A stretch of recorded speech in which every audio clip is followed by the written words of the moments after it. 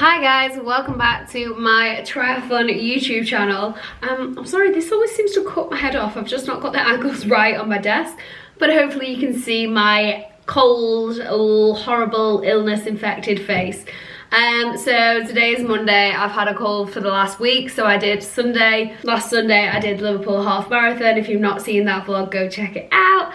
And after that, so Greg had a chest infection or some sort of illness, and I'd managed to like fend it off, and then after the half marathon I think the stress took over my body, and yeah, it got me. So on Tuesday I started like with a sore throat. We went to see John Mayer.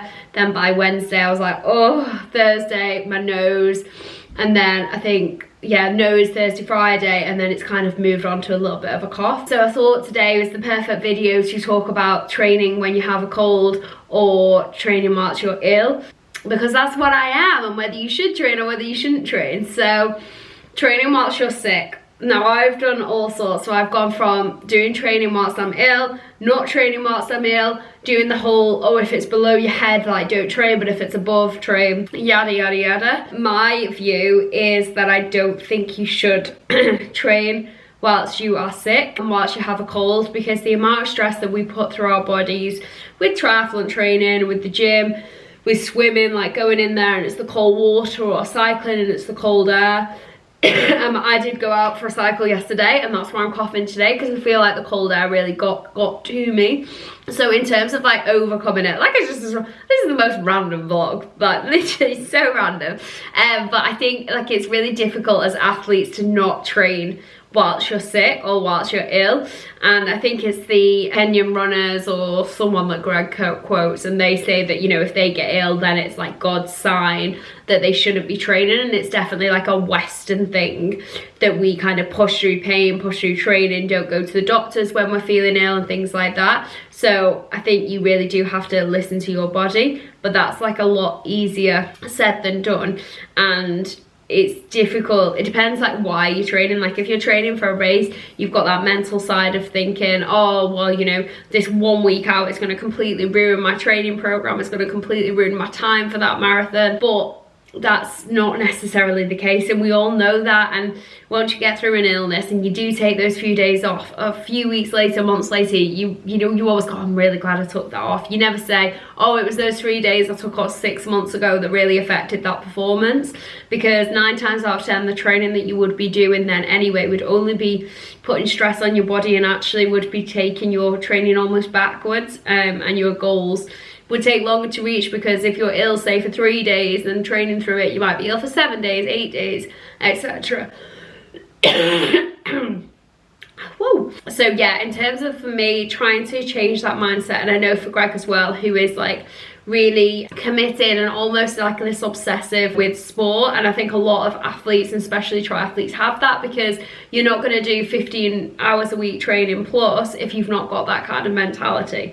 As well, for me, I think about, you know, food and training and fuel, and like, oh, that kind of goes back to many years ago, like that panic of being like, oh well, if I've not trained then I can't eat this, which is like a really unhealthy way to think, but those thoughts do sometimes come back. So trying to get over all of that, I try to think about like, I need to fuel this illness to like get rid of, like fuel my body to get rid of the illness, not fuel the illness obviously. So that's like a mindset of it. Or if you know, you really like just keeping busy, kind of compulsive nature, then it is kind of, maybe you could do some other tasks, like some house tasks, or, you know, go, I don't know, for a light walk if that's what you can do. But do try and change that mindset, because you can slowly slip into like this kind of deep, not depression, because that would be trivializing depression, but just like low mood, because you can't do this thing that we all do to kind of keep us ticking over, and it will pass. In terms of preventing cold and stuff, like usually this works for me. I take vitamin D every day, and I do think that really helps. I try to stay really hydrated, eat well. I do sleep a lot, like I get about 9.5 hours sleep a night. And yeah, just hand sanitize and try and stay away from all those germs. I mean, it's impossible, isn't it? You're gonna get ill at some point.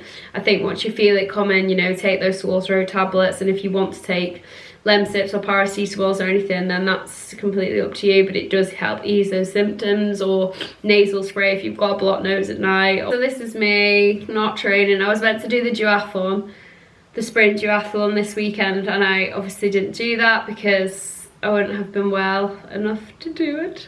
So I don't know what's on the horizon now. I think it'll probably, we've got the Easter bank holiday weekend this weekend, probably going to go for a long ride if we're both well enough, and then I think I'm going to do the West Lancs Sprint Triathlon at the start of April, which I did a few years ago, so again that would be a good one to do like comparisons.